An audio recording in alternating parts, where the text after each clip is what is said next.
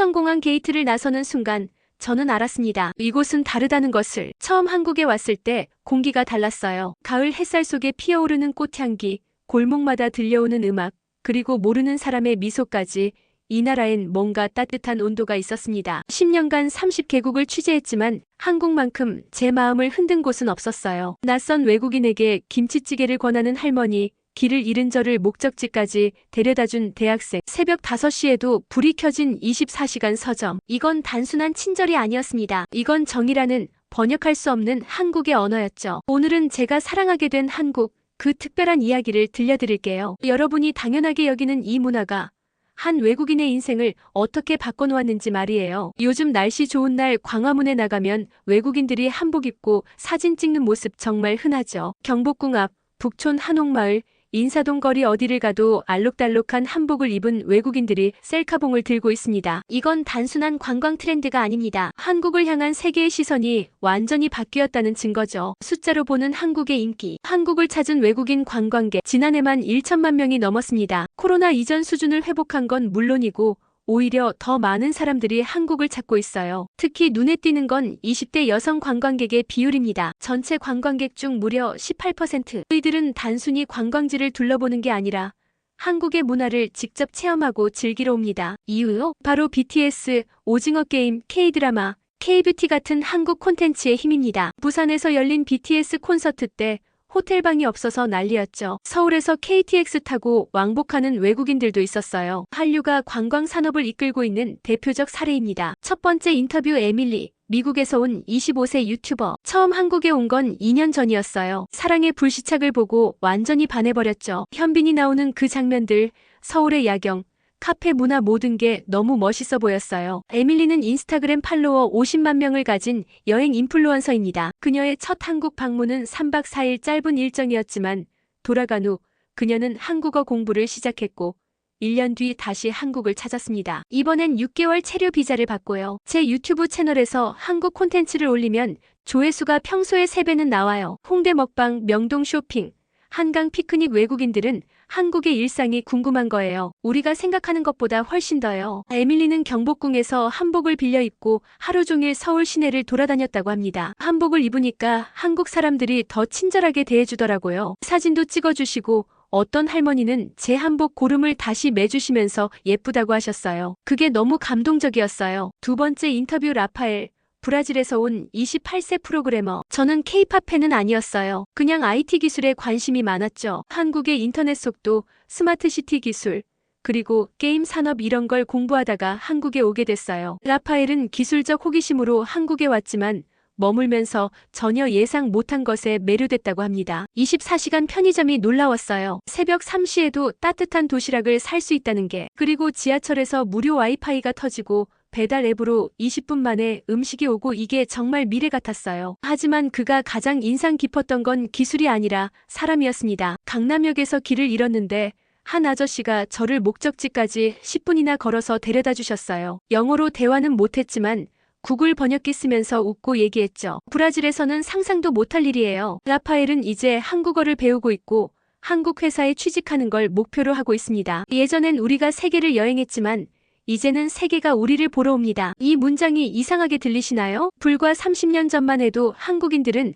해외여행이 자유롭지 않았습니다. 1989년에야 해외여행이 완전 자유화됐죠. 그 시절 한국인들은 파리의 에펠탑을 보고 뉴욕의 자유의 여신상 앞에서 사진을 찍는 게 꿈이었습니다. 하지만 지금은 어떤가요? 파리에서 온 관광객이 서울 경복궁에서 사진을 찍고 뉴욕에서 온 여행자가 부산 해운대에서 일몰을 감상합니다. 광화문 광장은 세계인의 광장이 됐고 명동 거리에선 수십 개국 언어가 들립니다. 한복 대여점 사장님의 말이 인상적이었습니다. 5년 전만 해도 손님의 90%가 한국 사람이었어요. 수학여행 온 학생들, 가족 나들이 나온 분들. 그런데 지금은 정반대예요. 외국인 손님이 70%가 넘어요. 영어, 중국어, 일본어는 기본이고 스페인어, 프랑스어도 자주 들려요. 한복을 입고 경복궁을 거니는 외국인들의 표정을 보면 단순히 관광을 즐기는 게 아니라는 걸 알 수 있습니다. 그들은 한국 문화를 존중하고 배우려 하고 사랑하고 있어요. 이게 바로 진짜 한류의 힘입니다. 콘텐츠로 시작됐지만 문화로 뿌리내리고 있는 거죠. 명동은 여전히 붐빕니다. 하지만 요즘 외국인 관광객들의 발걸음은 다른 곳을 향하고 있어요. 성수동, 한남동, 여의도 5년 전만 해도 외국인 관광지도에 없던 이 동네들이 지금은 머스트고 장소가 됐습니다. 숫자가 말해줍니다. 2019년 대비 성수동 매출은 무려 10배 증가했어요. 한남동 상권도 300% 성장했고 여의도 한강공원은 주말마다 외국인들로 가득합니다. 대체 무슨 일이 일어난 걸까요? 관광 트렌드의 대전환. 10년 전 외국인 관광객들은 경복궁, 남산타워, 명동 이 세 곳만 돌았어요. 패키지 투어로 오면 정해진 코스였죠. 여행사를 20년째 운영하는 김현수 대표의 말입니다. 그런데 지금은 달라요. 젊은 관광객들은 패키지를 안 해요. 본인들이 직접 인스타그램, 틱톡, 유튜브 보면서 동선을 짜죠. 그리고 묻는 질문도 완전히 바뀌었어요. 경복궁 어떻게 가요? 가 아니라 성수동 대림창고 아세요? 한남동 르페브르 어디 있어요? 이런 질문들이에요. 이곳엔 전통 궁궐도 유명한 쇼핑몰도 없습니다. 대신 팝업 스토어, 독립 카페, 로컬 브랜드 편집숍이 가득하죠. 그리고 무엇보다 사진 찍기 좋은 한국 감성이 있습니다. 세 번째 인터뷰 마야. 인도네시아에서 온 23세 패션 디자이너. 성수동 어느 카페 앞에서 만난 마야는 하루 종일 이 동네를 돌아다녔다고 합니다. 손에는 아이스 아메리카노, 어깨엔 로컬 브랜드 에코백, 그리고 스마트폰엔 수백 장의 사진이 담겨 있었어요. 저는 명동에도 갔어요. 1시간 있다가 나왔어요. 너무 상업적이고 어느 나라나 있는 브랜드들만 있더라고요. 그런데 성수동은 달라요. 여긴 진짜 한국이에요. 마야가 말하는 진짜 한국은 무엇일까요? 낡은 공장 건물을 카페로 바꾼 거, 작은 골목에 숨어있는 빈티지 숍, 그리고 한국 젊은이들이 실제로 놀러 오는 곳이라는 게 좋아요. 관광객용이 아니라 로컬들의 공간이잖아요. 그게 진짜예요. 그녀는 성수동에서만 300장 넘는 사진을 찍었습니다. 벽돌 건물 앞에서, 공장을 개조한 카페 계단에서, 한강뷰가 보이는 루프탑에서. 인스타그램에 올리면 친구들이 난리나요. 거기 어디야? 나도 가고 싶다. 저 때문에 제 친구 셋이 다음 달에 한국 온대요. 네 번째 인터뷰 토마스.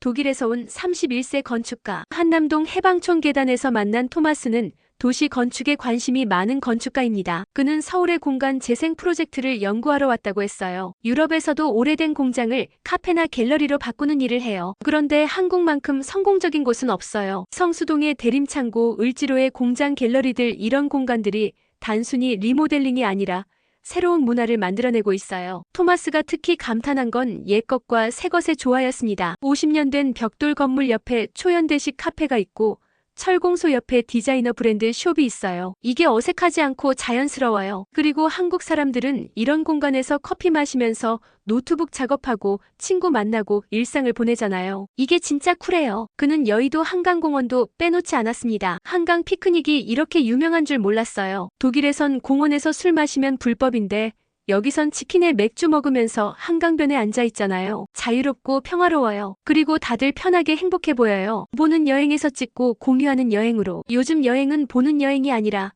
찍고 공유하는 여행이 됐습니다. 관광지를 둘러보는 것보다 그곳에서 찍은 사진을 SNS에 올리는 게 더 중요해진 시대죠. 이게 나쁘다는 게 아니에요. 이건 단순히 세대 변화입니다. 젊은 세대들은 여행을 통해 나만의 스토리를 만들고 싶어 해요. 100명이 똑같이 찍은 남산타워 사진보다 아무도 모르는 성수동 골목 카페에서 찍은 한 장의 사진이 더 특별한 거죠. 그리고 그 중심엔 바로 우리 한국 감성이 있습니다. 한국 감성이란 무엇인가? 한국 감성. 이걸 영어로 번역하기 어렵습니다. 코리안 바이브, K무드 어떻게 표현해도 정확하지 않아요. 하지만 외국인들은 이걸 알아봅니다. 낡은 건물과 세련된 인테리어의 조화, 아날로그와 디지털의 공존, 빠른 템포 속에 존재하는 여유, 개인의 공간이면서도 함께 어울리는 문화. 성수동의 콘크리트 벽과 따뜻한 조명, 한남동의 비탈길과 힙한 카페, 여의도 한강공원의 라면과 석양. 이 모든 게 한국 감성입니다. 한 외국인 관광객이 틱톡에 올린 영상이 1000만 뷰를 기록했습니다. 제목은 코리어 히츠 디퍼런트 한국은 뭔가 달라였어요. 3분짜리 영상엔 성수동 카페, 한강 피크닉, 편의점 김밥, 지하철에서 책 읽는 사람들, 새벽까지 불 켜진 스터디 카페, 이런 장면들이 담겨 있었죠. 댓글엔 전 세계에서 공감이 쏟아졌습니다. 이 영상 보고 티켓 끊었어요. 한국은 미래와 과거가 공존하는 유일한 나라. 여기 사람들은 어떻게 저렇게 세련되면서도 편안해 보이죠? 명동은 여전히 중요합니다. 하지만 이제 한국의 매력은 관광지 밖에 있어요. 서울 곳곳의 골목, 로컬들이 사랑하는 동네, 일상 속 감성. 외국인들은 이제 관광지로서의 한국이 아니라 살고 싶은 나라로서의 한국을 보고 있습니다. 그리고 다음은 이들이 한국에서 발견한 가장 놀라운 것에 대해 이야기해 보겠습니다. 힌트를 드리자면 그건 장소가 아니라 시스템이었습니다. 여행사 추천 코스 있으세요? 5년 전만 해도 외국인 관광객들이 가장 많이 했던 질문입니다. 하지만 요즘 외국인 관광객들은 여행사보다 유튜버를 믿습니다. 인천공항 도착 게이트에서 만난 외국인들의 손에는 여행 가이드북 대신 스마트폰이 들려 있어요. 화면에는 유튜브 재생 목록, 인스타그램 저장 목록, 틱톡 북마크가 가득합니다. 이 영상 보고 왔어요. 이 유튜버가 추천한 곳이에요. 틱톡에서 봤는데 꼭 가고 싶었어요. 유명 크리에이터가 올린 성수 카페, 경복궁 한복 체험, 전주 한옥마을 영상을 보고 그대로 코스를 따라가는 거죠. 외국인들은 이걸 K-투어 루트, 즉 한국 순례길이라 부릅니다. 디지털 시대의 새로운 여행 방식. 명동 관광안내센터에서 일하는 박지연 씨의 말입니다. 3년 전까지만 해도 하루에 50명씩 찾아와서 지도 달라고 추천 코스 알려달라고 했어요. 그런데 지금은 하루 5명도 안 와요. 대신 질문 내용이 달라졌죠. 이 유튜버가 간 식당이 어디예요? 틱톡에 나온 이 장소 찾아주세요. 이런 식이에요. 여행의 패러다임이 완전히 바뀐 겁니다. 전문가의 추천보다 또래의 경험을, 가이드북보다 실시간 영상을, 정해진 코스보다 나만의 루트를 원하는 시대가 된 거죠. 그리고 이 변화의 중심엔 SNS와 유튜브가 있습니다. 5번째 인터뷰. 소피아. 멕시코에서 온 26세 교사. 홍대 앞 한 카페에서 만난 소피아는 노트북을 펼쳐놓고 뭔가를 열심히 정리하고 있었습니다. 화면을 보니 구글 맵에 수십 개의 핀이 꽂혀 있었어요. 이게 제 7일 여행 계획이에요. 6개월 전부터 준비했어요. 유튜브에서 코리아 트래벌 브이로그 검색해서 조회수 높은 영상 100개 넘게 봤죠. 소피아는 자신의 여행 준비 과정을 자세히 설명해줬습니다. 먼저 큰 유튜버들 영상을 봐요. 그들이 가는 곳은 이미 유명한 곳이니까 기본으로 체크하고요. 그 다음엔 구독자 1만에서 10만 정도 되는 중소 크리에이터들 영상을 봐요. 이분들이 진짜 로컬 맛집, 숨은 명소를 알려주거든요. 그녀는 한국에 오기 전 이미 100곳 이상의 장소를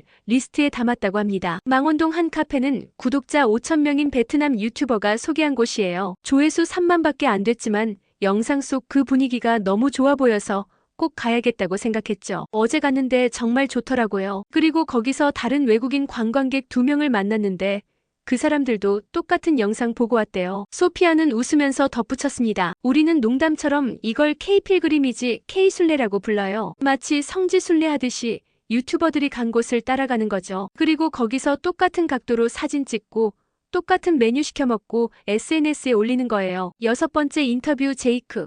호주에서 온 29세 영상 크리에이터. 이태원에서 만난 제이크는 본인도 여행 유튜버입니다. 구독자 15만 명. 한국 여행 영상만 30개가 넘어요. 제가 한국에 처음 온 건 2020년이었어요. 그때는 저도 다른 유튜버 영상 보고 왔죠. 그런데 한국이 너무 좋아서 영상을 만들기 시작했고 지금은 1년에 4번씩 와요. 제이크의 영상 하나가 조회수 500만을 기록했습니다. 제목은 24시간 서울의 최상의 가이드였어요. 그 영상 이후로 댓글이 매일 달려요. 당신 영상 보고 한국 갑니다. 이 식당 찾았어요. 감사합니다. 영상이랑 똑같네요. 너무 좋아요. 이런 댓글들이죠. 심지어 공항에서 저를 알아보고 인사하는 사람들도 있어요. 제이크는 자신의 영상이 한국 관광에 미치는 영향을 체감하고 있었습니다. 제가 소개한 광장시장 마약 김밥집. 지금 줄이 50m예요. 성수동 한 카페는 제 영상 나간 후 매출이 3배 올랐대요. 주인분이 저한테 감사 인사하러 커피 공짜로 주셨어요. 그는 이제 영상을 만들 때 책임감을 느낀다고 했습니다. 제 영상 하나가 작은 가게의 운명을 바꿀 수 있어요. 그래서 이제는 정말 좋은 곳만, 진심으로 추천할 수 있는 곳만 소개하려고 해요. 그리고 가능하면 로컬 비즈니스, 작은 가게들을 더 많이 소개하고 싶어요. K-투어 루트의 탄생. 외국인들 사이에서 유명한 코스가 있습니다. 일명 인스타 완벽 코스라고 불리는 루트예요. 아침 북촌 한옥마을에서 한복 입고 사진 촬영. 점심 광장시장에서 마약 김밥과 빈대떡. 오후 성수동 카페 투어. 저녁 한강공원에서 치맥. 밤 여의도 불꽃축제 혹은 동대문 DDP 야경. 이 코스는 누가 만든 걸까요? 여행사가 아닙니다. 수백 명의 유튜버와 인플루언서들이 자신의 영상과 포스팅을 통해 자연스럽게 만들어낸 겁니다. 그리고 이 코스는 계속 진화합니다. 누군가 새로운 카페를 발견하면 그 영상이 바이럴되고 그곳이 새로운 핫플레이스가 되고 코스에 추가되는 거죠. 한 외국인 관광객이 만든 구글맵 서울 완벽 가이드는 현재 3만 명이 저장했고 450개의 장소가 표시돼 있습니다. 이건 개인이 만든 겁니다. 전문가도 여행사도 아닌 한국을 사랑하게 된 한 관광객이 자발적으로 만들어서 전 세계와 공유한 거예요. 바이럴의 힘. 작은 식당 하나가 하루아침에 유명해지는 시대입니다. 을지로의 한 오래된 분식집. 할머니 혼자 30년째 운영하시던 곳이었어요. 손님은 주로 동네 주민들, 하루 매출 10만 원 정도였죠. 그런데 한 일본인 유튜버가 이곳을 소개했습니다. 할머니가 직접 만드는 진짜 한국 떡볶이라는 제목으로요. 영상 조회수 200만. 다음 주부터 가게 앞에 줄이 생겼습니다. 외국인들이 70%였어요. 할머니는 당황하셨지만 손자가 영어 메뉴판을 만들어드렸고 이제는 하루 매출이 10배가 됐습니다. 할머니는 인터뷰에서 이렇게 말씀하셨어요. 뭐가 뭔지 모르겠어요. 외국 사람들이 와서 사진 찍고 떡볶이 먹고 엄지척하고 가요. 손자가 유튜브라는 거 보여줬는데 신기해요. 나는 그냥 30년 전부터 똑같이 만들었을 뿐인데 이게 바로 SNS 시대 관광의 힘입니다. 예전엔 우리가 세계의 문화를 배웠지만 이제는 세계가 한국 문화를 배우고 있습니다. 1990년대 한국 사람들은 미국 드라마를 보며 영어를 배웠습니다. 일본 만화를 보며 일본 문화를 동경했죠. 유럽 여행을 가면 그들의 예술과 역사에 감탄했고요. 우리는 배우는 입장이었습니다. 하지만 지금은 완전히 달라졌습니다. 전 세계 젊은이들이 한국 드라마로 한국어를 배웁니다. K-팝을 들으며 한글 가사를 외우죠. 유튜브로 한국 여행을 꿈꾸고 틱톡으로 한국 음식을 따라 만듭니다. 한 프랑스 고등학교에서는 한국어 수업 신청자가 3년 만에 10배 늘었다고 합니다. 브라질에서는 한국 화장품 쓰는 게 트렌드고 인도에서는 한국 치킨 프랜차이즈가 대박이에요. 이제 우리가 가르치는 입장이 된 겁니다. 물론 가르친다는 표현은 적절하지 않을 수도 있어요. 우리는 그냥 우리의 방식대로 살아갈 뿐이니까요. 하지만 전 세계가 그 모습을 보고 배우고 따라하고 싶어 합니다. 성수동 카페 문화, 한강 피크닉, 편의점 문화, 24시간 배달, 빠른 인터넷, 효율적인 대중교통. 이 모든 게 이제 K-라이프 스타일이라는 이름으로 전 세계에 전파되고 있습니다. SNS와 유튜브는 단순한 플랫폼이 아닙니다. 이건 문화를 전파하는 새로운 통로예요. 그리고 한국은 이 통로를 통해 전 세계인의 버킷리스트가 되고 있습니다. 다음은 외국인들이 한국에서 가장 놀라워한 것을 이야기하겠습니다. 그건 관광지도 음식도 문화도 아니었습니다. 그건 바로 한국인이었습니다. 외국인들에게 한국의 매력은 무엇일까요? 이 질문을 100명의 외국인 관광객에게 던졌습니다. 예상했던 답은 K-팝, K-드라마, 한식 같은 것들이었죠. 하지만 실제 인터뷰를 보면 대답이 달랐습니다. 사람들이 친절하다, 음식이 다양하고 맛있다, 자연이 아름답다, 안전하다, 뭔가 따뜻하다. 그 중에서도 가장 많이 나온 대답은 바로 이것이었습니다. 한국 사람들이 좋아요. BTS도 오징어 게임도 한복도 아니었습니다. 외국인들이 진짜 사랑에 빠진 건 바로 한국 사람이었어요. 7번째 인터뷰 리사.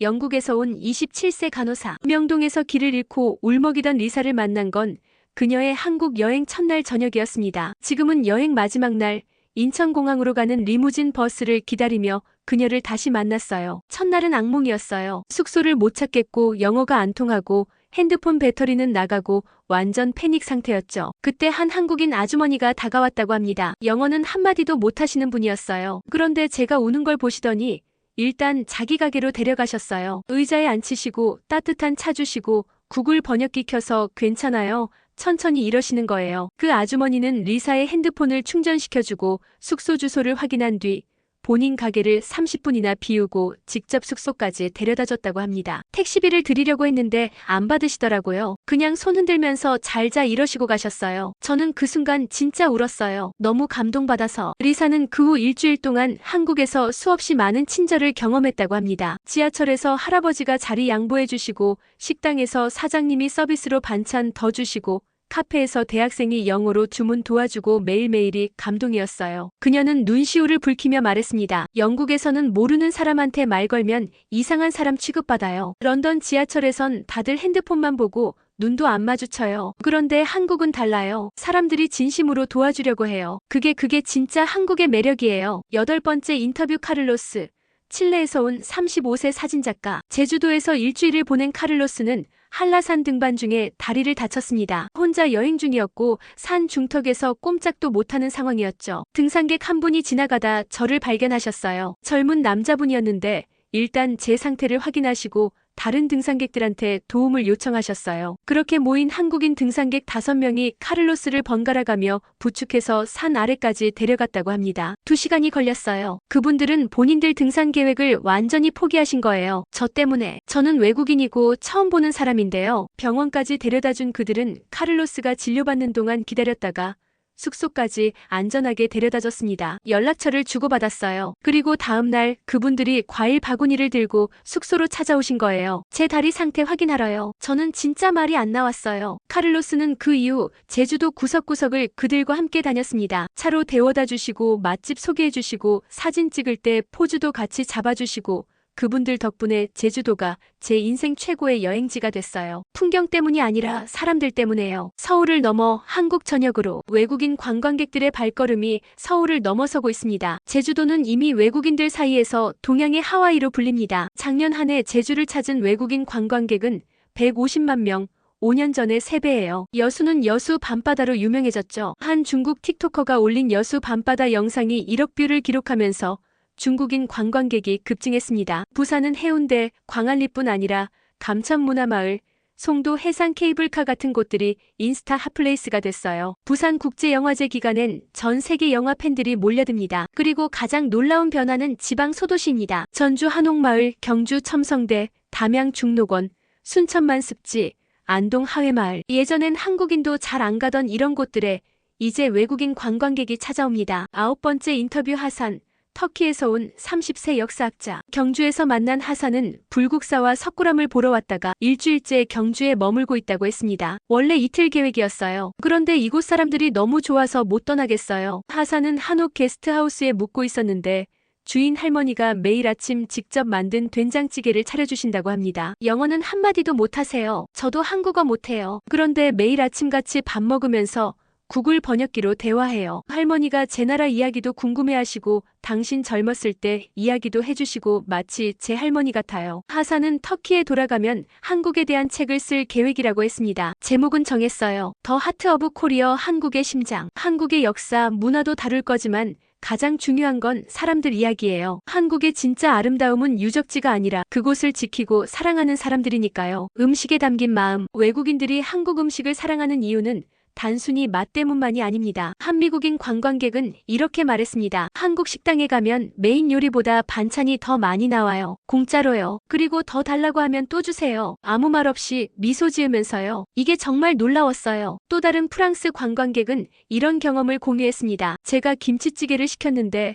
사장님이 제가 외국인인 걸 보시고 맵지 않게 해줄까? 물어보셨어요. 저는 괜찮다고 했지만 그 배려가 너무 감동적이었어요. 그리고 식사 끝나고 나갈 때 잘 먹었다고 한국어로 인사했더니 사장님이 얼마나 좋아하시던지요. 한국 음식은 그냥 음식이 아닙니다. 그 안에 정성과 마음이 담겨 있어요. 반찬 하나하나, 뜨거운 국물, 공깃밥까지 모든 게 잘 먹으라는 마음의 표현입니다. 외국인들은 그 마음을 느낍니다. 자연 속에서 찾은 평화. 한국의 자연도 외국인들에게 특별한 의미로 다가옵니다. 서울 근교의 북한산, 도봉산, 남한산성 대도시에서 1시간이면 깊은 산을 만날 수 있는 나라가 많지 않아요. 한 독일 관광객은 이렇게 말했습니다. 유럽에서 이 정도 산을 가려면 차로 3시간은 가야 해요. 그런데 서울에선 지하철 타고 1시간이면 돼요. 그리고 등산 문화가 정말 대단해요. 70대 할머니들이 등산복 완전 장비하고 저보다 빨리 올라가시더라고요. 제주도의 올레길, 지리산 둘레길, 강원도의 해안선, 이런 곳들을 걸으며 외국인들은 한국의 느린 아름다움을 발견합니다. K-팝과 K-드라마로 알게 된 한국은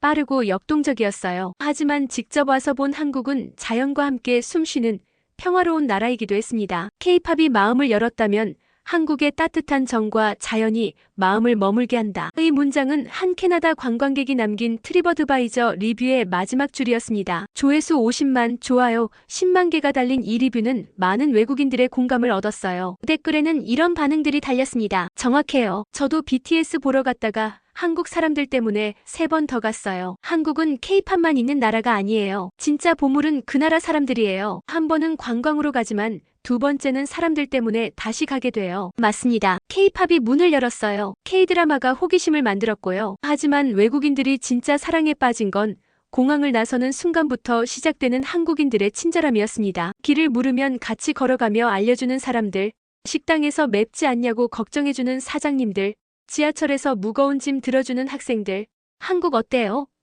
하고 웃으며 말 거는 할머니들. 이 모든 순간들이 외국인들의 마음에 한국이라는 이름을 새깁니다. 결국 외국인들이 사랑한 건 한류보다 한마음, 바로 우리의 따뜻한 정이 아닐까요? 정, 이 단어는 영어로 번역이 안 됩니다. 어펙션도 아니고 카인드너스도 아니고 러브도 아니에요. 정은 그 모든 것을 포함하면서도 더 깊고 따뜻한 무언가입니다. 가족이 아니어도 가족처럼 대하는 마음, 처음 만난 사람도 오래된 친구처럼 대하는 태도, 어려움에 처한 사람을 그냥 지나치지 못하는 성품, 음식을 나누고 걱정을 나누고 마음을 나누는 문화. 이게 바로 정입니다. 그리고 외국인들은 이 정을 느낍니다. 언어가 통하지 않아도, 문화가 달라도, 피부색이 달라도 한국에 오면 어딘가 환대받는다는 느낌을 받는다고 해요. 이게 한국의 진짜 매력입니다. BTS는 언젠가 은퇴할 것이고 드라마 트렌드도 바뀔 겁니다. 하지만 한국인의 정은 변하지 않아요. 이게 바로 외국인들이 한번 오면 또 오고 또 오고 결국 한국에서 살고 싶다고 말하는 이유입니다. 다음은 이 모든 이야기를 정리하며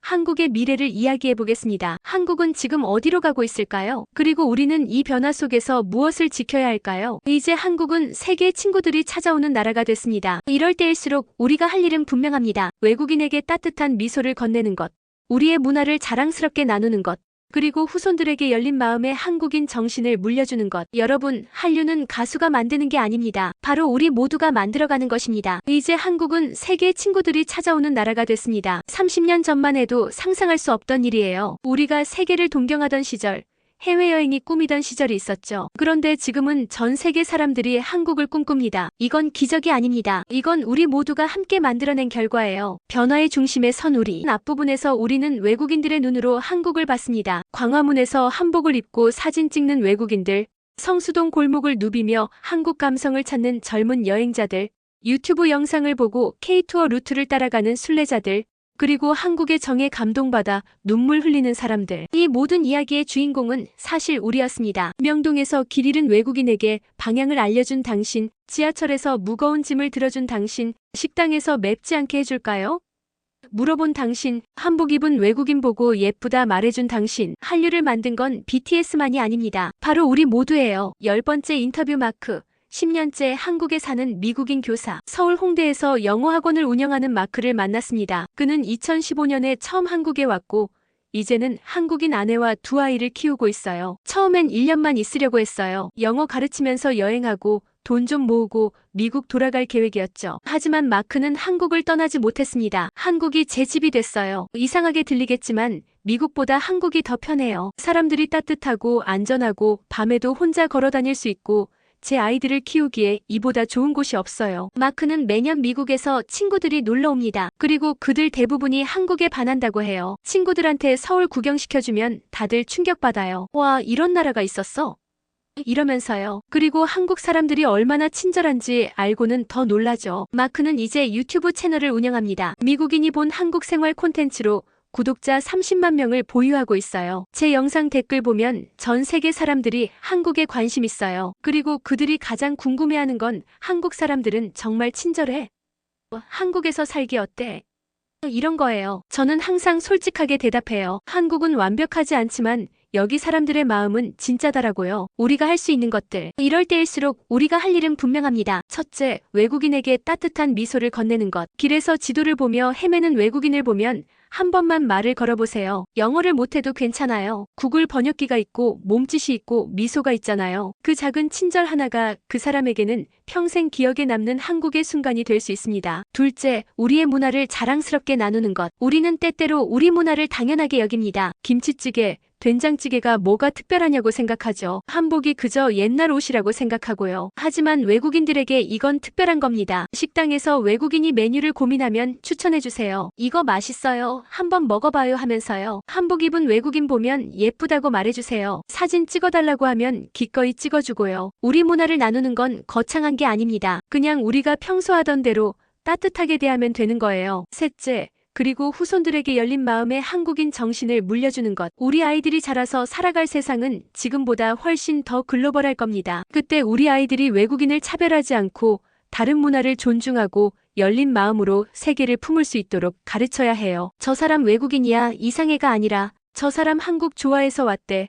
반갑다라고 말하는 아이들로 키워야 합니다. 그게 바로 한류의 미래이고 한국의 미래예요. 한류는 우리 모두가 만들어가는 것. 여러분, 한류는 가수가 만드는 게 아닙니다. 배우가 만드는 것도 정부가 만드는 것도 아니에요. 바로 우리 모두가 만들어가는 것입니다. 명동에서 상점을 하는 사장님, 택시를 운전하는 기사님, 편의점에서 일하는 알바생, 카페에서 커피를 만드는 바리스타, 그리고 일상을 살아가는 모든 한국 사람들. 우리 한 사람 한 사람이 한류의 주인공이에요. 외국인이 한국에 와서 좋은 경험을 하면 그 사람은 본국으로 돌아가서 친구 10명에게 말합니다. 한국 진짜 좋아. 너도 가봐. 그 10명 중 3명이 한국에 오고 또 그들이 각자 10명에게 말하고 이렇게 한류는 퍼져나갑니다. 반대로 만약 외국인이 한국에서 나쁜 경험을 하면 어떻게 될까요? 그것도 똑같이 퍼져나갑니다. 그러니까 우리의 작은 행동 하나하나가 정말 중요한 거예요. 10년 후의 한국 상상해보세요. 10년 후의 한국을요. 거리마다 더 많은 외국인들이 걷고 있을 겁니다. 한국어를 배우는 외국인은 지금보다 10배 많아질 거예요. 한국 문화는 더 이상 동양의 신비가 아니라 세계 문화의 중심이 될 겁니다. 그때 우리 아이들이 자랑스럽게 말할 수 있었으면 좋겠어요. 나는 한국 사람이야. 우리나라는 따뜻한 나라야. 세계가 우리를 사랑하는 이유는 K-팝 때문만이 아니라 우리의 마음 때문이야. 이게 제 꿈입니다. 그리고 이 꿈은 우리 모두가 함께 만들어갈 수 있어요. 마지막 인터뷰 당신의 이야기. 이 영상을 보고 계신 여러분께 묻고 싶습니다. 여러분은 외국인에게 친절했던 경험이 있나요? 길을 알려줬던 적, 사진을 찍어줬던 적, 도움을 줬던 적이 있나요? 있다면 그게 바로 한류입니다. 여러분이 바로 한류의 주인공이에요. 그리고 앞으로도 계속 그렇게 해주세요. 외국인을 보면 미소 지어주세요. 어려워하는 사람 보면 도와주세요. 우리 문화를 자랑스럽게 나눠주세요. 그게 바로 우리가 세계를 맞이하는 방법입니다. 오늘 저는 외국인들의 눈으로 한국을 봤습니다. 그들이 사랑한 건 화려한 관광지가 아니었어요. 첨단 기술도 유명한 브랜드도 아니었죠. 그들이 진짜 사랑한 건 바로 우리 한국 사람들이었습니다. 우리의 따뜻한 미소, 친절한 손길, 진심 어린 배려. 이게 한국의 진짜 매력이고 이게 한류의 진짜 힘입니다. 오늘 영상이 좋았다면 여러분이 좋아하는 한국의 여행지를 댓글로 남겨주세요. 그리고 이 영상을 외국 친구에게 공유해서 당신이 꼭 와야 할 한국을 알려주세요. 혹시 외국인 친구에게 친절을 베풀었던 경험이 있다면 그 이야기도 댓글로 나눠주세요. 여러분의 작은 이야기 하나하나가 모여서 큰 한류를 만듭니다. 다음 시간엔 외국인들이 사랑한 한국의 음식 이야기로 다시 찾아오겠습니다. 어떤 한국 음식이 외국인들을 울렸을까요? 그리고 우리가 당연하게 여기는 어떤 음식이 그들에겐 특별한 경험이었을까요? 다음 영상에서 만나요. 감사합니다. 여러분, 우리의 이야기는 아직 끝나지 않았습니다. 한류의 주인공은 바로 당신입니다. 이 영상을 만드는 동안 50명의 외국인을 인터뷰했습니다. 그들 모두가 한국을 사랑했고 그들 모두가 다시 오고 싶다고 말했습니다. 이유는 간단했습니다. 한국 사람들이 좋아서. 여러분 한 명 한 명이 한국의 얼굴입니다. 오늘도 좋은 하루 되세요. 그리고 누군가에게 좋은 한국을 보여주세요. 감사합니다.